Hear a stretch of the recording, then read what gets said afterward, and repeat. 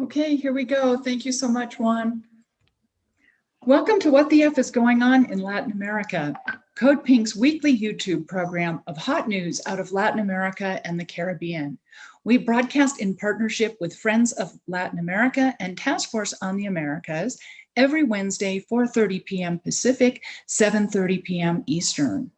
June 6 witnessed two significant elections in the Americas. One in Mexico, where a number of governmental seats were in play locally, regionally, and nationally. This was a historic high, a historic number of seats up for election, a historic high never before seen. But also on the 6th were second round presidential elections in Peru. And a leftist candidate triumphed over a right-wing dynasty for the first time in Peruvian history. Joining us to discuss the results of the Peruvian elections on June 6th is Juan Jhong Chung, and he is a member of Democratic Socialists of America's eco-socialist working group. He is an environmental justice policy analyst and community organizer based in Detroit. And also for our audience, Juan was born and raised in Peru. So we are very lucky to have him with us this evening. He just flew back to Detroit this evening. He just got off the plane from Peru. So we're really very fortunate to have you with us. And we'll have news right from the ground. So welcome, Juan. So pleased to have you with us. Thank you, Terry. I'm really excited to be here. And like you said, I just got off the plane. I was an official observer for the elections with DSA. So yeah, I'm happy to chat about, these are the second rounds of the presidential elections. And maybe I can start with a brief overview of the first round as well and who Pedro Castillo is. Does that sound good? That sounds terrific. Perfect. Yeah, so I think June 6th is really a historical moment for Peruvians in terms of presidential elections. It is the first time that a leftist candidate has moved to the second round in first place. So in the first round, we had really large slate of candidates. We had, I think, close to 12 candidates that were trying to pass to the second round. Among them was Pedro Castillo, who is he's an indigenous rural school teacher. And to be quite frank, I think that a lot of mainstream pundits were really discounting him. A lot of the polling was saying for the first round that he was only going to get at most like 2% of the vote. However, during the first round, he was actually the most voted candidate. He ended up getting 20%. And I mean, I think for most folks hearing that, 20% might seem a little low, but we had close to like 12 candidates for the first round. And the second most voted candidate was Keiko Fujimori, the daughter of Alberto Fujimori, a dictator from the 1990s. And she represents, as many people know, neoliberal policies that have truly impoverished so many Peruvians, and also a really a time of a lot of violence, a lot of state-sponsored violence to leftist groups, also to activists, and really the privatization of a lot of social services. So as we're seeing in the US as well, an expansion of privatization, an expansion of the neoliberal model, which includes a reduction of public spending on infrastructure and public institutions. And so let's talk about what the Castillo campaign, what their messaging was and why it was so popular. Mm-hmm. Yeah, his messaging was really simple and really spoke to the average person. He used a pencil as his main symbol for his campaign, and he talked a lot about being a school teacher, being from a rural area, being a rondero. For people that don't know, rondero is a form of self-management, is a form of indigenous self-management and self-defense. In the between the 1980s and early 1990s, Peru went through a lot of a time of violence that we call the period of internal conflict. And a lot of indigenous communities were suffering a lot of violence from paramilitary groups. And they organized in these groups called ronderos, and Pedro Castillo comes from that group of people that have organized against paramilitary violence. I think his campaign was so successful because he truly spoke to what I would call the forgotten communities of Peru. There is a really huge gap between rural and urban Peru. Lima, the capital city, is really wealthy. There's a really wealthy core, and the rest of Peru has really been forgotten. But interestingly enough, that those other parts of Peru are where a lot of the mining operations, where a lot of the resources come from. And the people living there were the ones that overwhelmingly voted for Pedro Castillo. So you are born and raised in Peru. One of the things that I have, and I think you'd be a really good person to comment on this, is one of the things I have consistently heard leading up to the first round elections, and then certainly, most certainly going into the second round elections on June 6th was, and you've alluded to this division. There's Lima, Peru, and then there's the rest of the country.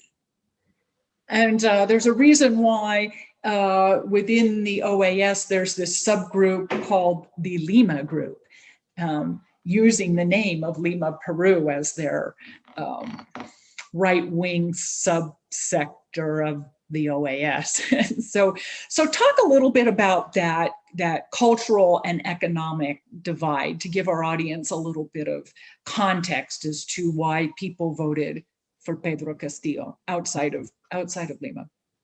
Yeah, absolutely. I think that, I mean, it would take a long time to explain why there's that huge gap, but I think overall, I would say that it comes from a history of colonialism. Basically, Lima was the seat of power of the Spanish conquistadors when they came to Peru, and it really has become a huge metropolis that just extracts from other parts of the country.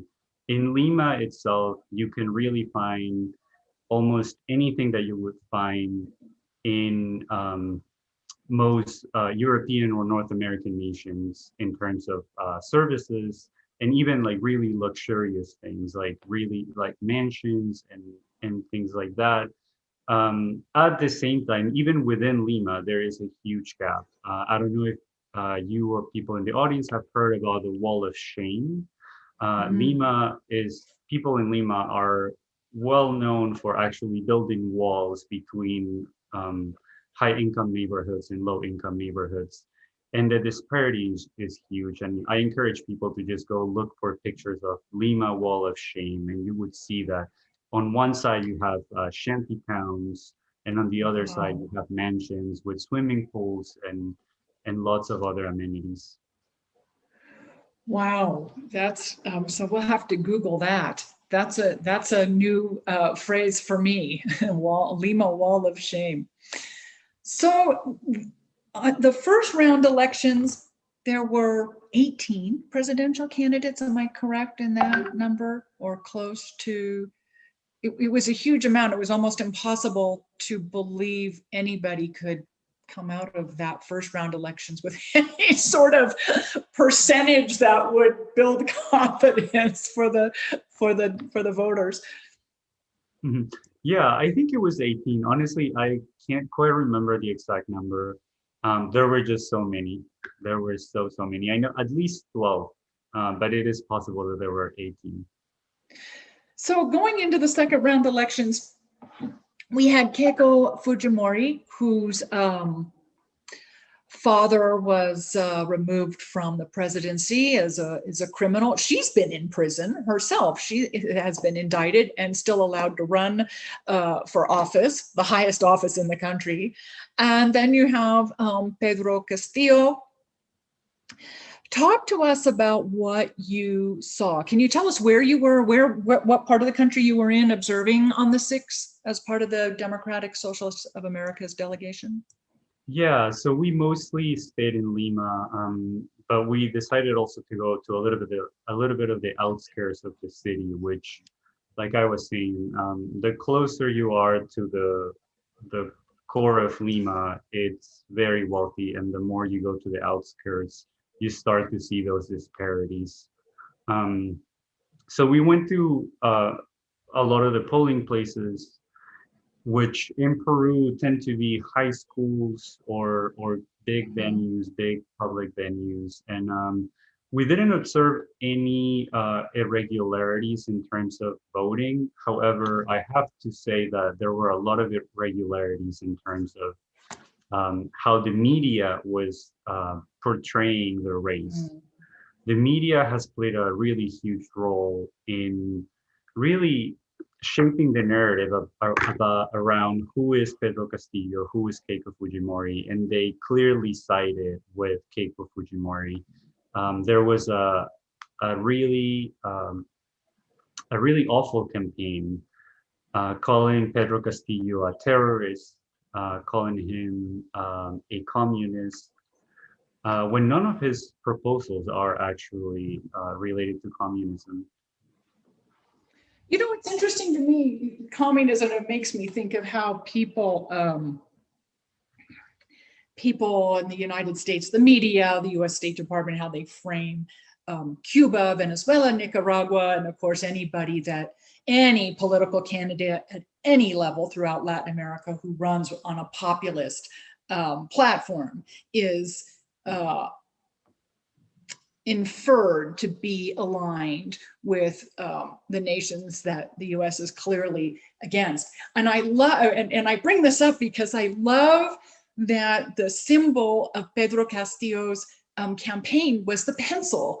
And the pencil is such a huge positive and important image of the Cuba Literacy Project of 1961, in which they brought they had 6% of their population before the revolution could read and write, and within a year, almost 100% were reading and writing at the first grade level. And that pencil was such an important image for that campaign. And so was, on a very personal level, it was really kind of cool to see the Castillo campaign use the pencil as well for everything that infers.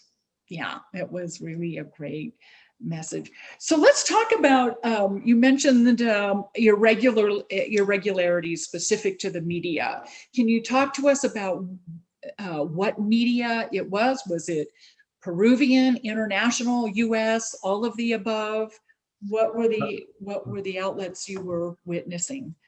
Yeah, mostly Peruvian media, and every printed media in Peru. There are a lot of kiosks with newspapers, and you would just see so many negative headlines about Pedro Castillo and his party or any member of his party. He was heavily scrutinized for absolutely anything he would say publicly, to the point that I think that a lot of people really started believing into that narrative that there's a big narrative in Peru that Pedro Castillo is going to turn Peru into Venezuela. Venezuela, because of the crisis there, because of the US blockade, economic blockade, people in Peru fear that we're going to turn into that. And I don't think people are critical enough to understand all the geopolitics of that. And the media, printed media, also TV channels, newscasters. Right now, there's a huge scandal. There is a TV news program that recently had 6 staff members quit. And I think this just happened either yesterday or 2 days ago. But they quit because they went public saying that their director was telling them that they needed to favor Keiko Fujimori's campaign. So this is huge. I think that from speaking to other Peruvians, one of the entities that I think has lost coming out of the election is trust in the media in general. I think that people, and I'm going to say traditional media, I think that people are now starting to look at alternative media like podcasts or online resources. But traditional printed and news and in TV news have been heavily criticized. As here in the States, I wish it was more openly criticized, more understood. So let's talk about with the failure or the pointedness or singularity of the traditional media. Let's talk about social media. How is the social media influencing the Peruvian elections? I think social media played a big role. A lot of Peruvians own a smartphone or some sort of mobile device, even in lower income sectors. And I think that really has, that really created it created an alternative way for people to share news or share information about Pedro Castillo. And I think that that mostly helped in urban areas. However, I think that the most effective part of Pedro Castillo's campaign was not necessarily social media. It was really a lot of his in-person rallies and going to a lot of these forgotten areas, going to a lot of these communities that suffer all the brunt of mining extraction or logging or petroleum extraction.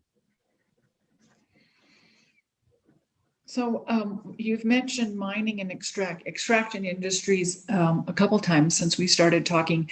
What is the Castillo campaign vision, plan for the economy specific to the extraction industry? Has he laid out a vision for future plans for that specific segment of the economy? Yeah, he has mentioned a couple of times that he wants to renegotiate some of those contracts. A lot of them are with transnational corporations, a lot of Canadian and US mining corporations. And I believe that since the Fujimori Constitution of '93, a lot of these transnational corporations are allowed to have contracts that cannot be changed. And they actually almost become a law. I'm not super familiar with the exact details, but one of his campaign promises is to renegotiate those contracts. And that actually has been a little bit controversial because as you might see, and I think this happens in the US too, right-wing media immediately just starts pounding on like, investments are going to leave. Where is he going to get money from or for social programs? So he wants to renegotiate this extractive industry contracts so that more money can stay within Peru to implement all the infrastructure needs and all the social services needs, prioritizing indigenous and peasant communities. So this is a theme we're seeing, extraction industry, we see all over the Americas, all over the world, but our work being specific to Latin America and the Caribbean, we see transnational corporations involved in the extraction industry throughout the Americas. We've seen the indigenous communities, and I'm thinking specifically of Bolivia and of course Berta Cáceres in Honduras, who have fought so strongly to not necessarily negate that economic sector, but to have control over how it's introduced to a community, when it's introduced to a community, and how it's managed within the community. And also pushing for governmental representatives who want to see profits remain in the country versus a 100% colonial model where the minerals are extracted at the cost of the local people and the profits are 100% gained outside the country. So, and Rafael Correa was very good at explaining that to people when he maintained extractionism as part of the Ecuador economy. So do you see something similar to that happening in Peru, a more of a control of those industries to benefit the people of Peru and not external entities? Yeah, this is a topic that I think is it's very interesting, and I say it because my background is in ecological issues and ecological conflict, and I think that there is still a tension between indigenous communities and the state in general. I think that indigenous communities are asking for more of a self-management approach to those natural resources in their territories. I think that, like you said, they want more control, they want more ownership, but they also want to really have a say on what gets extracted and what doesn't. So in Peru, we've had several mining conflicts within the past like 10 years that have resulted in the deaths of many indigenous people. And one of the main issues that Pedro Castillo has emphasized in his campaign is that he's going to allow communities to decide whether they want to exploit those mining resources. There are communities that of course want to do that, and like you said, they want to reap those benefits, but there are also some communities that do not want to go into that mining extractive industry, and they'd rather stay with an agricultural model, which is what they've been doing for a long time. So I'm happy to say that our guest who observed elections in Mexico has been able to join us as well. Let's talk about what you were in Peru as part of the Democratic Socialists of America's delegation. Was this an accredited delegation, or did you put a delegation to just go and freely observe? We originally had, we put a delegation together with the hopes of also getting accredited. But I think early in the process, I think something happened. And I believe it has to do with the Democratic Socialists of America being a leftist organization. Mm-hmm. We apply for official credentials and to the JNE, which is the Jurado Nacional de Elecciones, which is the state organism that is actually responsible of accrediting international delegations. And what happened was that we started the process within the time frame that they told us we were supposed to, which is legally 15 days before the elections. So we started it within that time frame. However,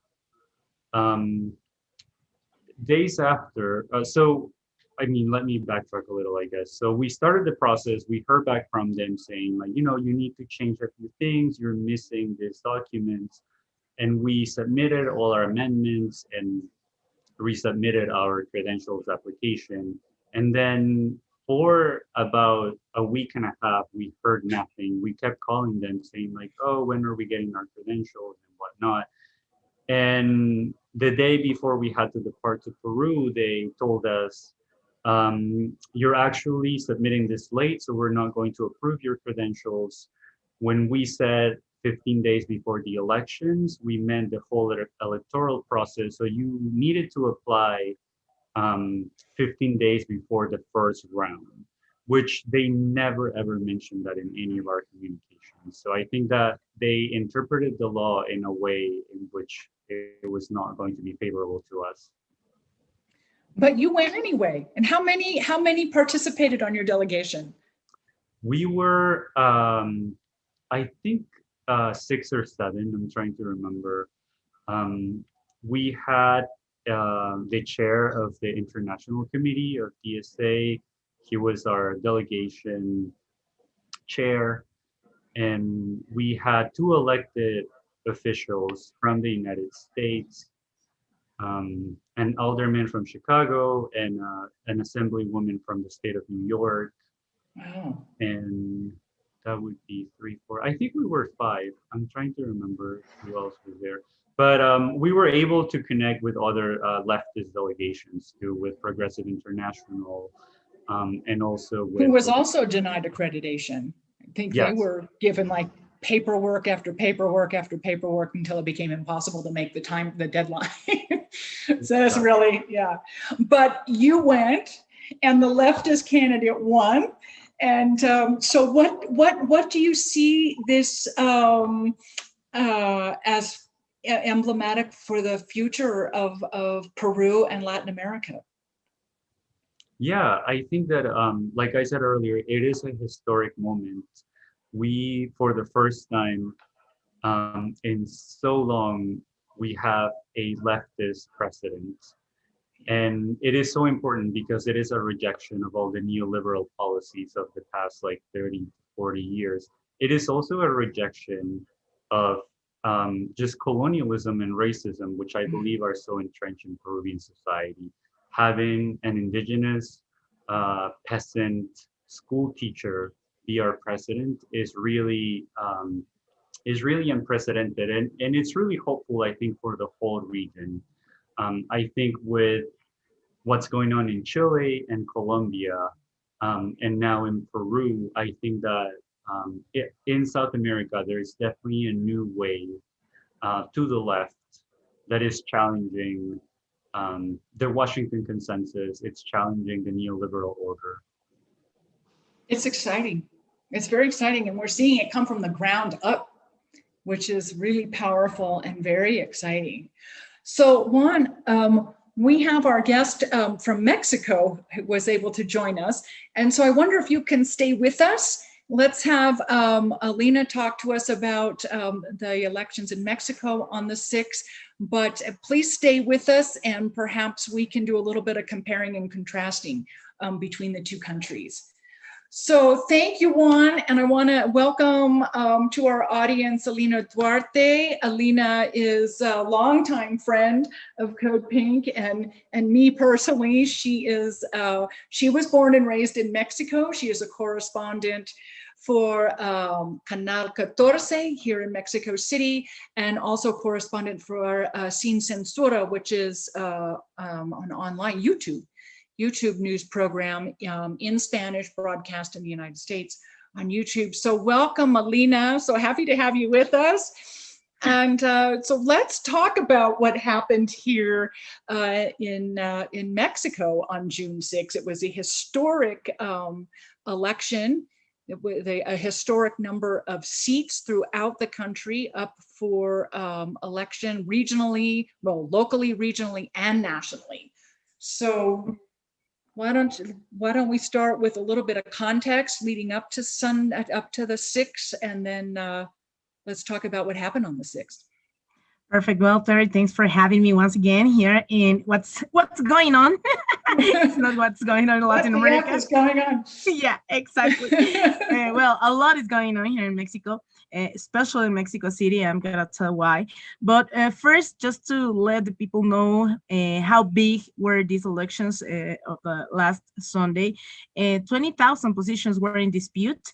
Governors, mayors, councils, as you said, it were regional elections, national elections, and with a lot of like the leftist party here in Mexico, Morena, has I don't know if a bad time, because that's what the corporate media are saying now, that Morena lost this time as part of the popularity of President Andrés Manuel López Obrador. What I'm gonna try to say is that from the 15 elections in the states, Morena won 11th. Of the Congress of 500 congressmen, Morena won more than 250. In the case of Mexico City, I know it's hard because this was the most important, I guess, like state supporting AMLO's administration during the last 10 years when he was governor here in Mexico City. And what we saw last Sunday was really painful for Morena, because this, as an historic leftist state, and now they lost the half of the city. And there are so many explanations, and I think that the public who is watching this might understand it better when we talk about Ecuador, for example, that even when they are a progressive, was a progressive government, what we saw during the last elections was that the medium class, also the feminist movement, the most progressive movements were saying, like, the party of Rafael Correa, now we don't think it's the most progressive and they're not listening to us. And that's exactly what happened here in Mexico City. I think Morena were fighting against each other in the party inside, while the people were asking for more progressive policies. But at the same time, it was only in the city, because, as I said before, 11 of the 15 states were they won the election. So I mean, now the rest of the country are more supportive of Andrés Manuel López Obrador than in Mexico City. So I don't think it's like something really bad. Actually, what I was saying is that it's better for the left forces here in Mexico that this happened in 2021 than just waiting to see what could have happened in 2024 in the elections of president. I don't know who's gonna be the person who's gonna run for being the next president of the left parties here in Mexico. But what can I say is that the media corporation, like the media outlets, are saying that Morena just lost, that Andrés Manuel doesn't have any kind of support here in Mexico, and it's something, it's fake news. I don't want to say fake news as Trump was saying all the time, but clearly they have an agenda against the president here in Mexico, and that's not true. Also, the same things that we have seen during the last years in Latin America happened here in Mexico, also with this corporate media, with these alliances, not only between the right-wing parties, something that it was amazing, because in another moment we thought that this was kind of impossible with the PRI and the PAN, the parties who were in power for the last, I don't know, like 80, 90 years in this country. Now they had this alliance against AMLO's party, Morena, and also they have the support of the OAS with Almagro, no, this PAN, the party, members of the party of Vicente Fox. Maybe you remember this president who was like our Donald Trump here in Mexico years ago. Well, the members of this party were asking for help at the OAS, saying that here in Mexico we don't have democracy, so maybe we should do something against AMLO. So we saw exactly what happened in Ecuador and Bolivia, and with all of these progressive governments, that they have all of these right-wing parties against not only against the government, but also with these alliances of the OAS. We saw the National Electoral Institute here in Mexico being partial for the last year against AMLO, against Morena, benefiting obviously right-wing parties. They cancel the candidates for running for governors, for municipalities, for all kind of positions here in Mexico. So I think even with all of these kind of issues against the government, against this administration, what we saw was amazing in the rest of the country, not maybe here in Mexico City. And that's what all of the media outlets are talking about, that they lost the whole city. And it's something, of course, that I'm worried about, because we saw during the last elections in Ecuador how the Correísmo, the party of Rafael Correa, lost the capital, lost Quito.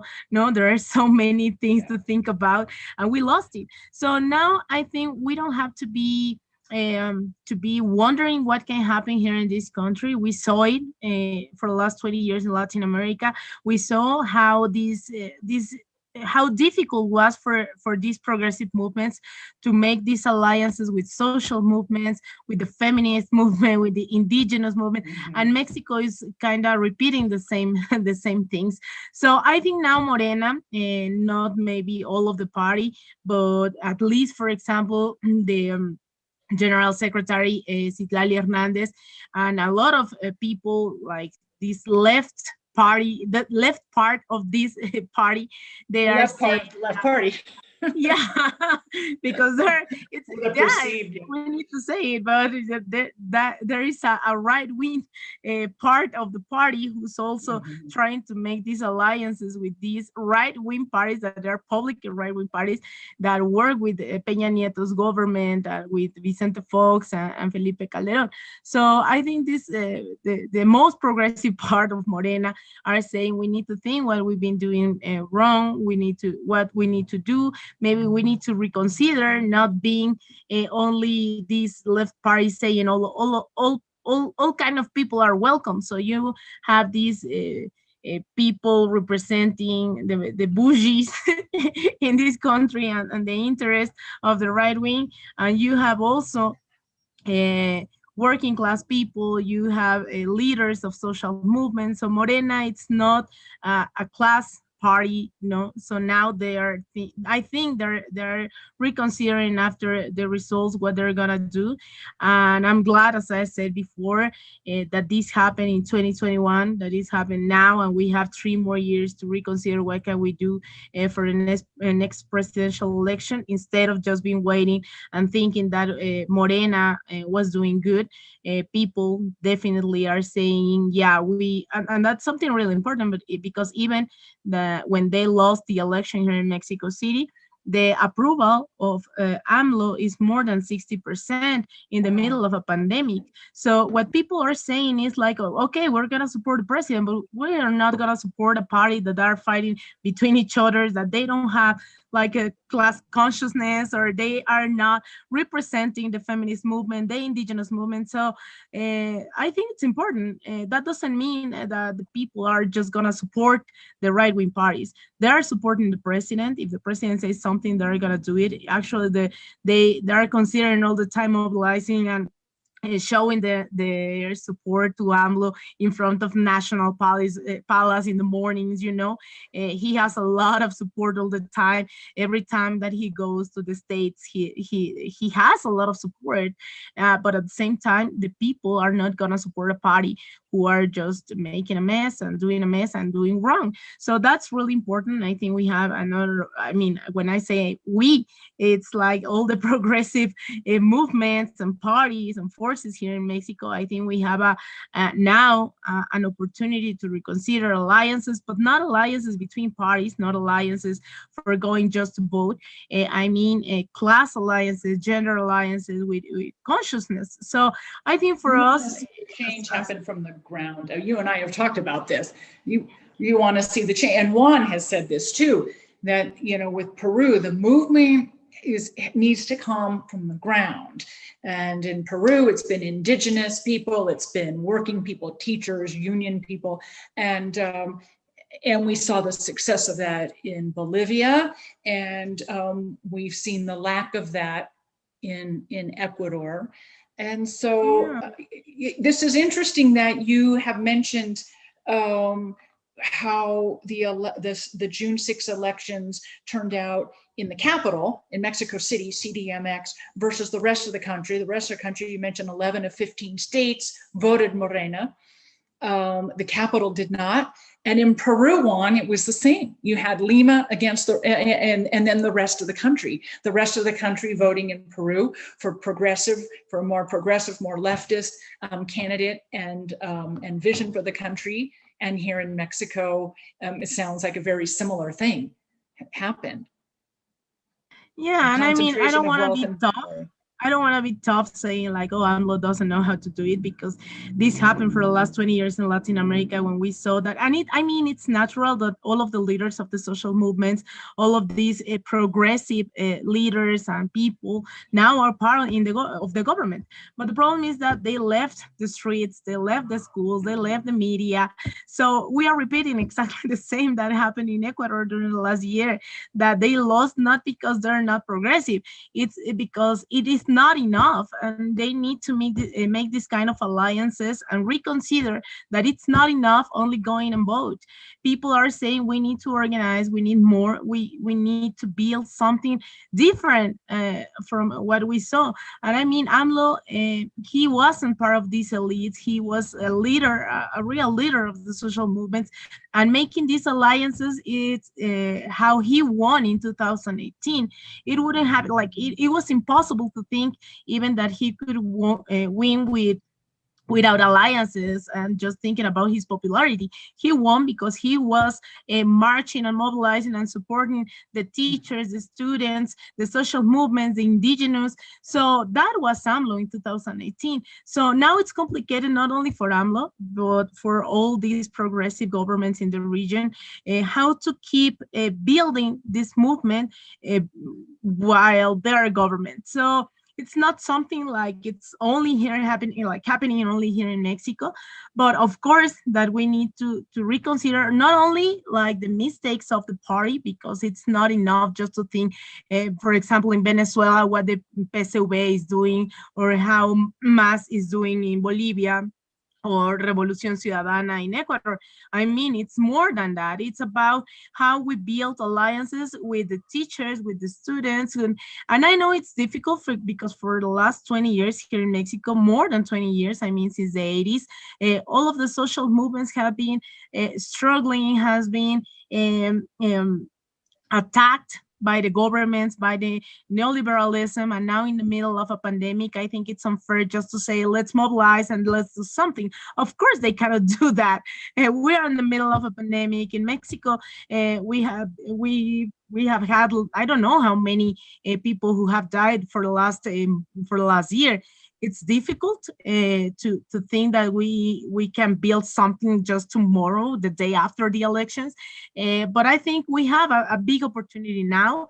The party, Morena, of course, is thinking what they're going to do. I've been talking to a lot of the members who are like members of the party, who are saying like, okay, let's think maybe how we can have their support, and not only in terms of voting. And that's why it's very important just to say, it's like a commercial here. We are planning, we are building a social movement with these demanding justice during the last decades, with the last governments, in a popular, I don't know how to say, consulta popular, like we are going to organize, we are asking the people, it's like a popular tribunal. Yeah, we are asking the people to vote the next August the 1st. We collected more than 2.5 million of signatures last September, asking like, do you want justice? And just to finish with this is for the prior president. Yeah, exactly. So next August the 1st, we need 37 million of people voting. I mean, it's not something like it be immediate, just to think that people are gonna vote and now we're gonna have justice for all the crimes that the governments of Peña Nieto and Felipe Calderón and Vicente Fox did in the last years. But what we are saying is this is an opportunity now to build a social movement in a national structure, and it's happening. I'm really, really happy that this is happening. People from all over the country are now organizing themselves towards these demands of justice, local justice, state justice, national justice, and they are saying we need to stop, for example, extractivism. We need to stop about, like, for example, what happened in Ayotzinapa. The people are joining us just to say like we need justice for the 43 students who were detained and disappeared. I mean, in the north, after this is so bad, called the war against cartels that started here in 2006. People are organizing themselves and saying like, okay, let's do something against the impunity of what happened. So this like specific thing that's going to happen next August the 1st, it's going to be really important for Mexicans. And also I think what it's also like important to say about the elections of last Sunday is that next year the opposition here in Mexico will have the opportunity to quit the president. It's the midterm of the government of AMLO. So now in the constitution, now it said that the opposition can start a referendum here in Mexico against the president. So it was important for us to let the people know that if we allow them just to grow in terms of electoral votes or whatever, they can start this next year. I don't think they can do it. They don't have the supermajority to do that, correct? Is that yeah, no, but even what I'm scared about is that usually the right-wing parties here in Mexico, they don't take the streets. For the last 3 years, they were just defeated. They had no power here in Mexico. But what we saw in the last elections is that even when Morena won the majority, the votes for the opposition grew up. So that's important to say and just to keep an eye on that. And also we need to think in what's going to happen in 2024, and not only in terms of who's going to be the next president, but in terms of not repeating the mistakes of Latin America in the last 20 years.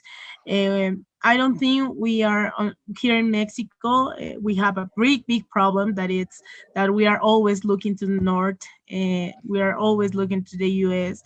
and the people don't really know what's going on in Latin America. Even when culturally, politically, or socially we are pretty the same to Latin America, people, because of Hollywood, because of corporate media, because of everything, they're always looking at the north. So people are not understanding what's going on in Latin America. They don't understand who is Evo Morales. They don't understand who was Hugo Chavez. So even they don't understand who Pedro Castillo is. Yeah, and they don't which was a huge problem. Yeah, it's not only that they don't understand. No, it's very true. It's yeah, fascinating to me living here and seeing that. That it's not so unlike, well, Mexico is part of North America since the creation of NAFTA, and there is very much, it's interesting. I would say for those of you from Peru, Juan, there's a much different, a much broader level.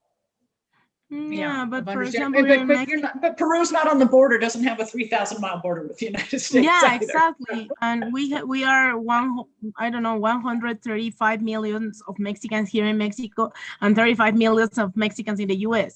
So it's not something just of being anti-imperialist of AMLO. And that's what I've been saying all the time. It's like, of course, I would love that AMLO just one day wake up and say, like, we're going to stop with this dependence of the US, and we're going to declare ourselves anti-imperialist. But it's not about that. We are like our structures, like in economics, politics, and everything, with 35 millions of people in the US. Of course, it's not only about AMLO saying we don't like the US, and that's why they are really close with Biden's administration. He was really close of Trump's administration.